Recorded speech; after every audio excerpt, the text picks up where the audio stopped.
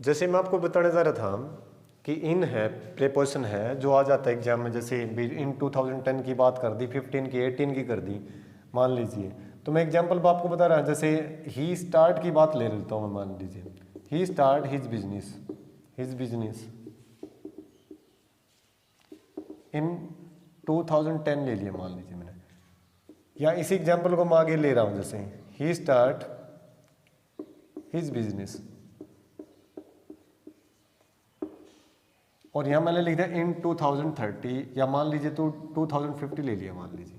तो फर्क क्या है कि ये साल तो गुजरा बीत गया पास्ट, और ये क्या है कमिंग ईयर, आने वाला वर्ष जैसे आएगा 2050। तो यहाँ पर क्या होगी प्री प्लानिंग शो हो रही है। तो यहाँ पर कौन सा टेंस, जैसे हम यहाँ पर क्या करेंगे पास्ट इंडेफिनिट टेंस होता है हमारा। He started his business in, उसने अपना जो व्यापार है कारोबार है धंधा है वो 2010 में शुरू कर दिया था। और यहाँ पर क्या हो करेगा, तो यहाँ पर क्या होगा ए के साथ विल और स्टार्ट फर्स्ट फॉर्म यूज कर दिया हमने। तो फर्क ये है, जरूर थोड़ी मैं कहूँ ऐसे जैसे यहाँ मैं मेरी खुद के बारे में बताऊंगा कि आई विल, तो हम जैसे हमारी प्रोमिस की बात आती है उसमें हम करते हैं आई विल के साथ विल का यूज। तो मैं कहूँ yes I sell buy a flat in Mumbai, जैसे मैंने बोल दिया इन 2060 में कर दूंगा, भी आई नहीं है वो प्री प्लानिंग हुई।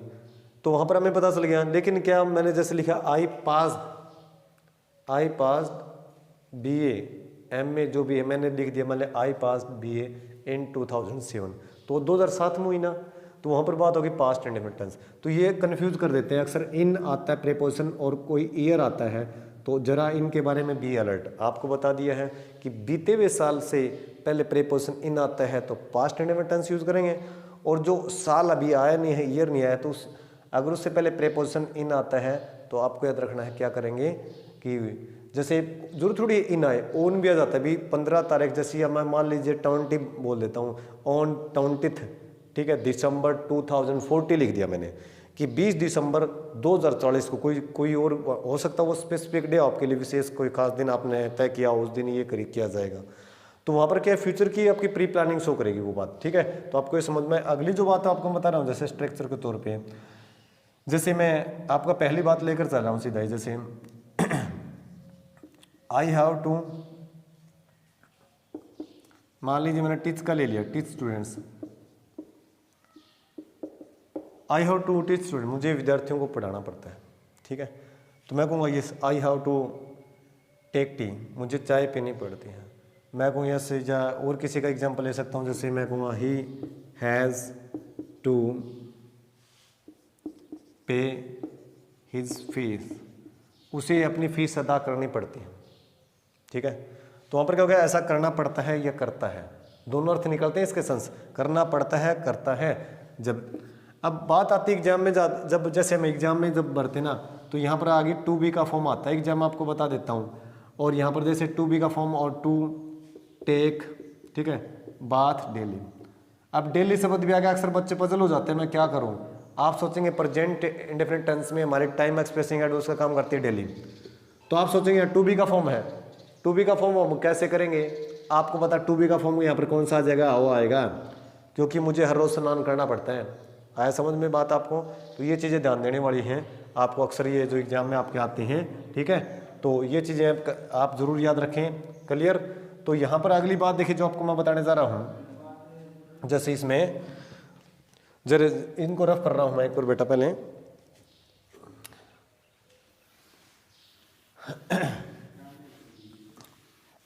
हैज़ टू और हाउ टू का आपको ना ऐसा करना पड़ता है। दूसरी जो बात है जैसे एग्जाम में आप अक्सर आ जाते हैं हमारे, जैसे ही इज टू कैम एयर, जैसे जो दूसरी बात बताना वह यहाँ आने को है या आने वाला, इसका हिंदी में अर्थ क्या निकलता है आने का, लेकिन अक्सर एग्जाम में है ना टू भी दे दिया जाता है और टू भी फॉर्म भरी है। तो आपको पता है यहाँ पर टू इन्फिनेटिव है आपके, जैसे मेन वर्ब के तौर पे आपको टू भी दिया जैसे आपको टेंस फॉर्म भरने के लिए, और यहाँ टू इन्फिनेटिव है यस, तो आपको तुरंत पता चल जाएगा इसका अर्थ क्या होता है, वह आने को है आने वाला है यस, ठीक है।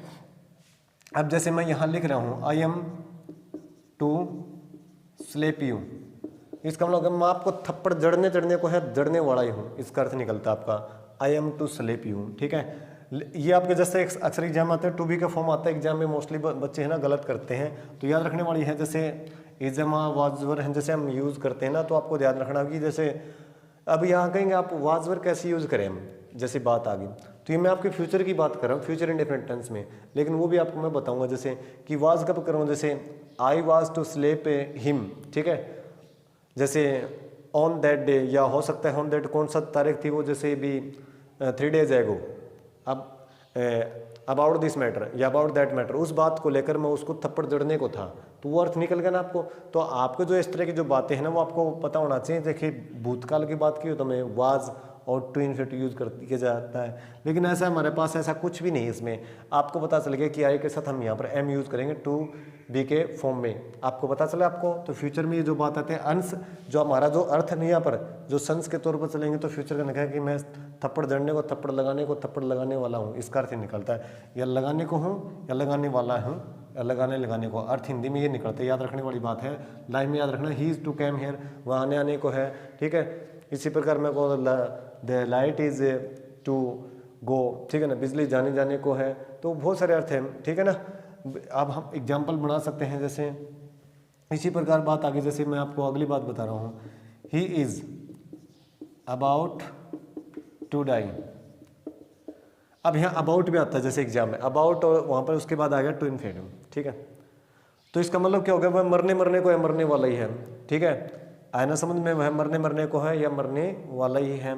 और एग्जाम्पल मैं कहूँ जैसे भी she is about to cook food, वह भोजन पकाने को है, पकाने वाली ही है, ठीक है। इसी प्रकार मैं कहूँगा जैसे बहुत सारी बात है, जैसे she is about to complete her homework, वह अपना गृह कार्य पूरा करने को है, करने वाली ही है, ठीक है।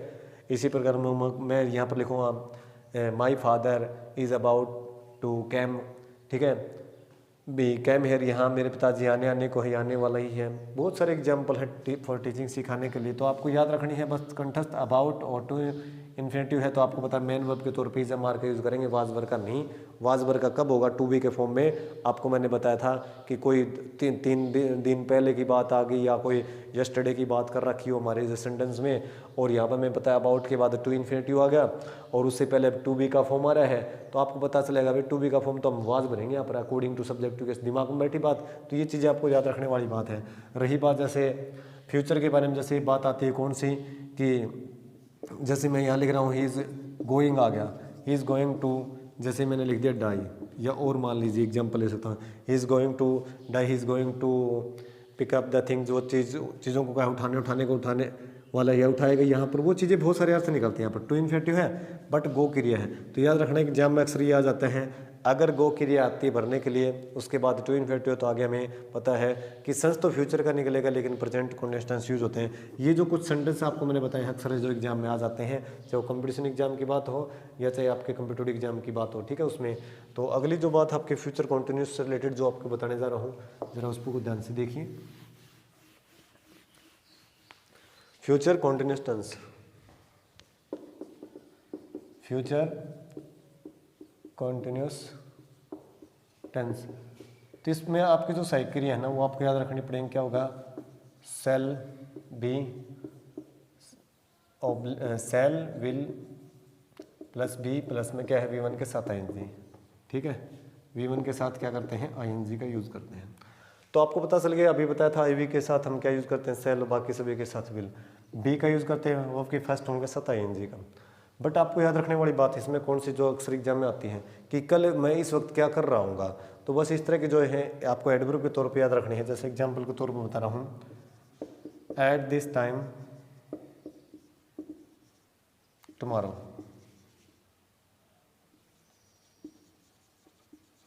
एट दिस टाइम टुमारो, कल इस वक्त। I shall be driving a car, तो शैल बी ड्राइविंग कार, कि कल इस वक्त मैं क्या कर रहा हूँ, एक कार चला रहा हूँ, ठीक है। तो यहाँ पर ये जैसे बात आती है हमारे एग्जाम में अक्सर, जो हमारे इंडिकेशन के तौर पर हमें ये याद रखना कि अक्सर एग्जाम में आता है एट दिस टाइम टुमारो, कल इस वक्त, ठीक है ना। एट दिस टाइम जैसे next week, at this time होता है इस वक्त, अगले सप्ताह, ठीक है भी। इस जो वक्त चल रहा है ना, अगले सप्ताह में यही, मान लो कोई सप्ताह के अंदर कोई जैसे दिन है कौन सा भी हो, चाहे मंडे की बात हो या अगले सप्ताह में कौन आएगा, मंडे भी आएगा, सप्ताह में 7 दिन होते हैं, तो कौन सी बात लेकर चल सकते हो, तो आपको एग्जाम में याद रखनी पड़ेगी। जैसे एट दिस टाइम टुमारो की बात कर दिया, और कुछ है जैसे समय सूचक तो वहाँ पर फ्यूचर है इंडेफिनिट टेंस होगा। अक्सर एग्जाम में यही जैसे एग्जाम्पल मैंने आपको बताया आ जाता है, ठीक है। तो अगले जो बात आपको बताने जा रहा है फ्यूचर परफेक्ट कॉन्टिन्यूस टेंस के बारे में, परफेक्ट के बारे में, तो ज़रा उन पर गौर करना, ठीक है। फ्यूचर परफेक्ट टेंस में क्या कुछ एडवर्ब है वो आपको बता रहा हूँ। फ्यूचर परफेक्ट टेंस कौन कौन सी वो आपको बता रहा हूँ। देखिए इसमें पहले आपको सही क्रिया बता रहा हूँ, सेल ऑब्लिक विल, और इसमें हाउ का यूज़ करते हैं, ठीक है, और V3 का आपको पता है shall will plus have plus V3 का यूज़ किया जाता है, ठीक है। अकॉर्डिंग टू सब्जेक्ट के IV के साथ सेल, बाकी सभी के साथ विल। तो टाइम एक्सप्रेसिंग एडवर्ब मैं आपको लिख रहा हूँ, टाइम एक्सप्रेसिंग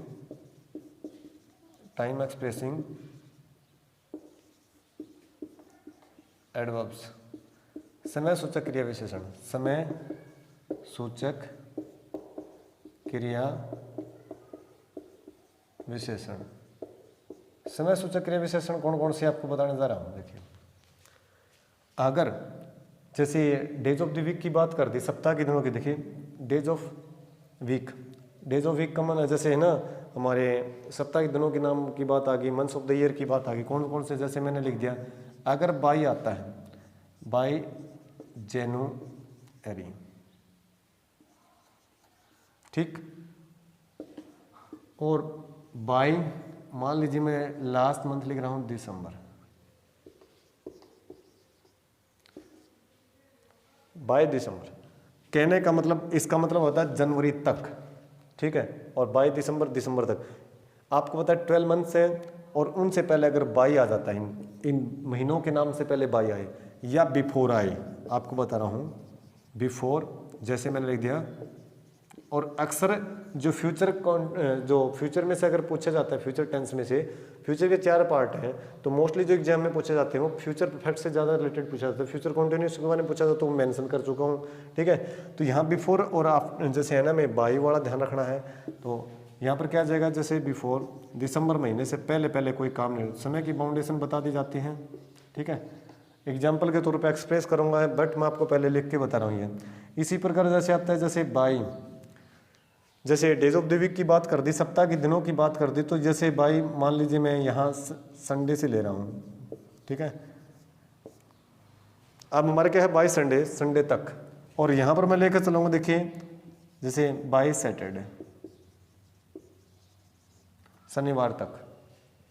तो इसी प्रकार इनसे पहले भी बिफोर आ जाए, बिफोर संडे, भी संडे से पहले। आज हमें पता है, जहाँ मान लीजिए मंडे है, तो आने वाला जो संडे उससे पहले ऐसा हो जाएगा, कहने का मतलब बिफोर संडे से पहले, ठीक है। तो यहाँ पर आपको अगली बात कर दी, जैसे मैं कर दिया बिफोर, यहाँ पर मैंने लिख दिया सैटरडे। तो ये जरा नोट कर लेना ये बातें। अगर जैसे मंथ्स ऑफ द ईयर की बात, अगर उनसे पहले अगर बाई आता है, बिफोर आता है, तो वहाँ पर इसका अर्थ क्या निकलेगा, तक। बाई का मतलब से भी होता है, लेकिन यहाँ पर क्या निकलेगा, तक, कि उस समय तक भी मैं कर लूँगा, कोई कार्य निपटा लूँगा। फ्यूचर में कह रहा है कि मैं कर चुका हूँ, तो वहाँ पर बात वही निकलती है। अगर बात आती है, जैसे मैंने यहाँ पर जो लिखे, बात आती है बाय टुमारो, क्योंकि हमें पता है फ्यूचर में, तो हमें पता है यस कर लूँगा, लेकिन बाय टुमारो की बात होगी, तो इसका मतलब कल तक। बच्चे कहते हैं ना स्टूडेंट्स कि सर मैं अपना होमवर्क कल तक कंप्लीट कर लूँगा, तो अक्सर कहते हैं यस भी आई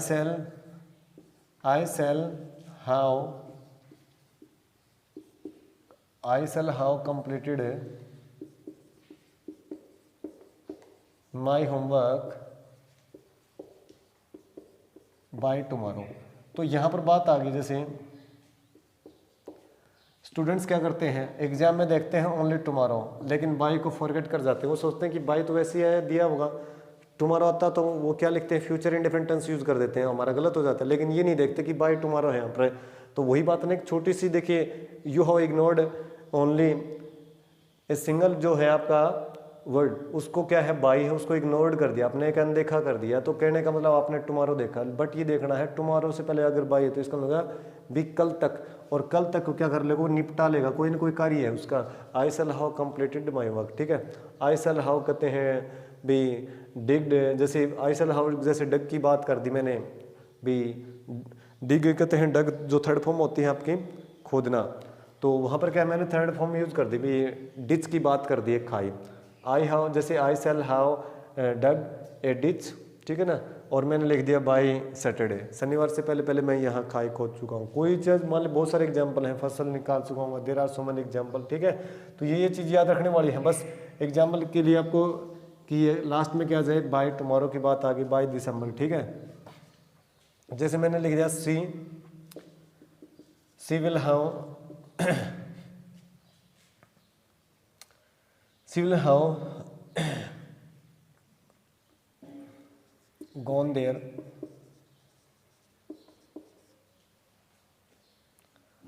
बाई, मैंने लिख दिया यहाँ पर, जैसे मंडे लिख दिया कि सोमवार से पहले पहले वो क्या है वहाँ भी, यहाँ पर बात कर दी बाई की, तो तक हो गया कि सोमवार तक वो वहाँ भी चले जाएंगे, जा चुकी होगी, तो इसका मतलब तो जा चुकी होगी, यहाँ से क्या है वो प्रस्थान कर चुके होंगे, ठीक है ना। तो बहुत सारे एग्जाम्पल हैं, आपको याद रखना, बस एग्जाम में आपकी यही चीज़ें आती हैं, क्या आती हैं, अगर समय जो सूचक आपको मैंने बताए हैं, अगर ये आते हैं एग्जाम में, तो आपको पता है तो कौन सा यूज़ कर देंगे, फ्यूचर परफेक्ट टेंस यूज़ कर देंगे, ठीक है। और देखिए एग्जाम्पल आपको बता रहा हूँ मैं,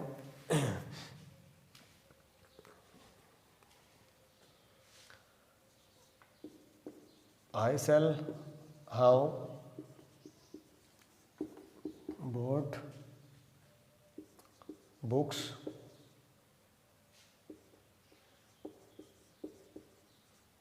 बिफोर जून, मान ली जून महीने से पहले पहले मैं क्या कर चुका हूँ, खरीद चुका हूँ किताबें पढ़। तो किताबों क्या किस लिए खरीद जाती हैं, पढ़ने के लिए। तो वगैरह कि मैं किताबें ना वो जून महीने से पहले पहले खरीद चुका हूँ। तो आपको समय सूचक पता चला बिफोर है, और मंथ्स ऑफ द ईयर से पहले क्या हुआ, बिफोर आ गया, या बाई आता है, तो तक बाई का मतलब तक, और बिफोर का मतलब होता है से पहले। तो यहाँ अगर ये चीज़ें आती हैं तो हमें तुरंत पता लग जाएगा कि जून महीने से पहले मैं ऐसा कर चुका हूँ, ठीक है। आया ना समझ में आपको, ये चीज़ें ध्यान देने वाली हैं जो आपकी फ्यूचर परफेक्ट को।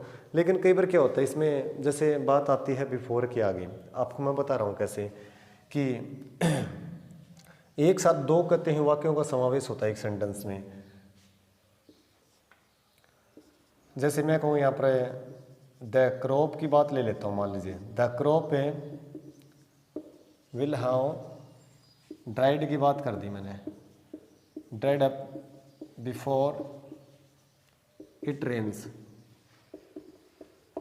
बिफोर इट रेन्स की बात कर दी मैंने, कि जैसे आपको बता रहा हूँ बिफोर के, कि बरसात होने से पहले ना फसल जो है ना सूख चुकी होगी, ठीक है ना, सूख जाएगी। विदाउट कहते हैं रेनिंग है ना, it is very difficult to produce कहते हैं मोर, कहते हैं भैया एज ए प्रोडक्शन, उत्पादन के रूप में ज़्यादा कहते हैं फसल पैदावार हो, तो इट इज़ नॉट कहते हैं श्योर, ये पक्का नहीं है। तो यहाँ पर बात करना बिफोर इट रेन्स, बरसात होने से पहले क्या है फसल सूख चुकी होगी, ठीक है ना, बरसात होगी उससे पहले पहले सूख चुकी होगी।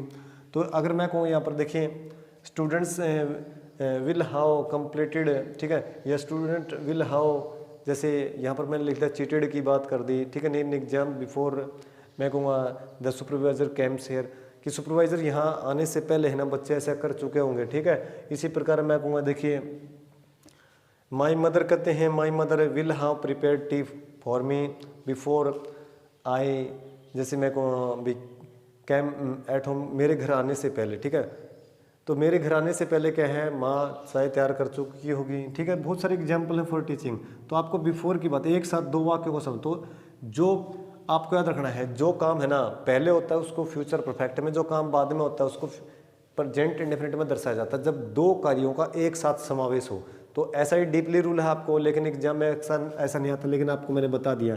बट आपको जो ट्रिक बताई ना, जैसे आपको समय सूचक से बताया, अगर वो याद है तो हमारा टेंस क्लियर है, अदरवाइज हम कुछ भी नहीं कर पाएंगे, क्योंकि हमारा जो there is a chance make a mistake in exam, ठीक है, related to tense rule, tense से संबंधित है ना, मौका बना रहता है कि हम गलती कर दें। तो ये चीज़ें, इनसे बचने के लिए आपको मैंने जो सारी एडवाइस है वो बता दी हैं, ठीक है। अगली बात देखिए, जो आपको फ्यूचर परफेक्ट कॉन्टिन्यूअस टेंस में जो आपको बताने जा रहा हूँ वो जरा नोट कर लेना बस।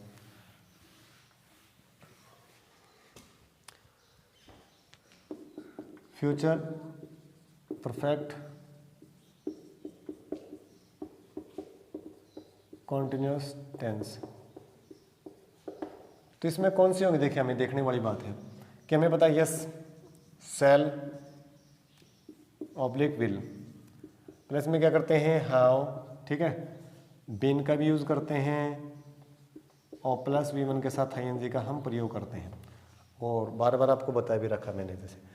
तो इसमें क्या होता है, डेफिनेट टाइम को शो करने के लिए, याद रखना, डेफिनेट टाइम को शो करने के लिए, डेफिनेट टाइम को शो करने के लिए सिंस के स्थान पर हम किसका प्रयोग करते हैं, सिंस का नहीं करते, किसका करते हैं, फ्रॉम का। बस ये हमारे लिए एक इंडिकेशन रहेगी इस टेंस में, ठीक है। रही बात, और इंडेफिनिट टाइम को दर्शाने के लिए हम किसका यूज करते हैं, इंडेफिनिट टाइम को, अनिश्चित समय को, यह भी आपका टाइम है, याद रखने वाली बात है। तो वहाँ पर क्या करते हैं, फॉर का।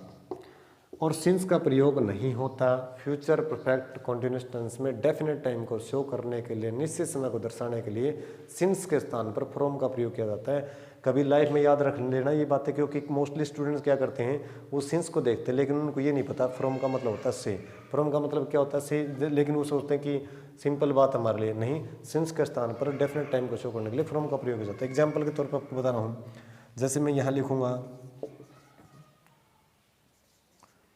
अनु विल हैव बीन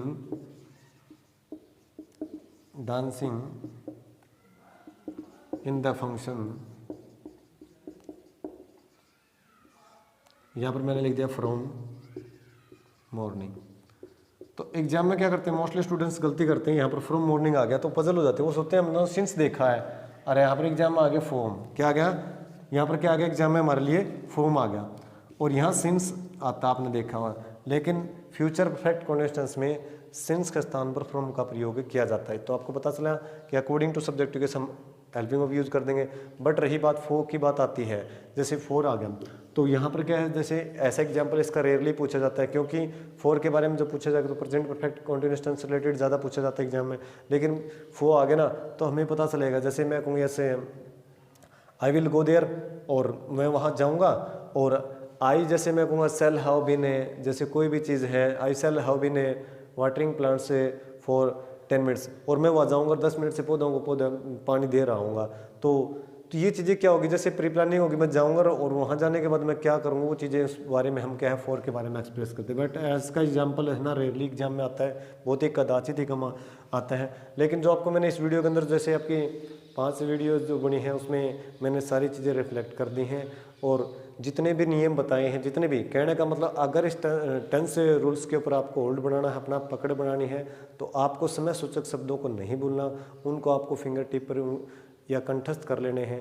नहीं तो ये जो टॉपिक है ना आपका जो टेंस रूल, तो बहुत डिफिकल्ट, क्योंकि नरेशन में भी हमारी चीज़ें काम आती हैं, ठीक है, और अपने जो वॉइस चेंज करते हैं वो चेंज, उसमें भी हमारे टेंस काम आते हैं। तो ये बहुत ही इंपॉर्टेंट टॉपिक है और इसको आप इग्नोर मत करना। जितनी बातें आप I have mentioned in these videos, in video के अंदर मैं उनका उल्लेख कर चुका हूँ, तो उनको थोड़ा सा कंसंट्रेट करके उन पर फोकस करके और उनको अपने keep in your mind in future.